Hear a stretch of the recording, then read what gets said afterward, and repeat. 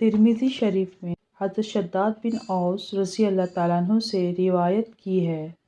کہ عقل مند شخص وہ ہے جو اپنے نفس سے حساب کرتا رہے اور آخرت کے لیے اعمال کرتا رہے، اور عاجز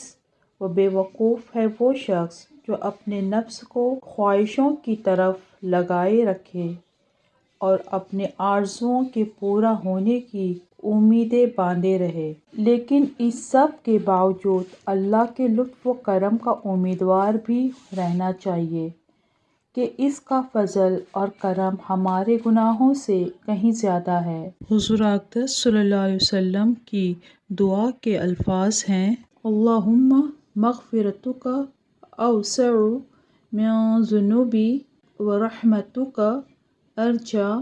عندی من عملی۔ یا اللہ، تیری مغفرت میرے گناہوں سے بہت زیادہ وسیع ہے اور تیری رحمت میرے اعمال حسنہ سے زیادہ امید کے قابل ہے۔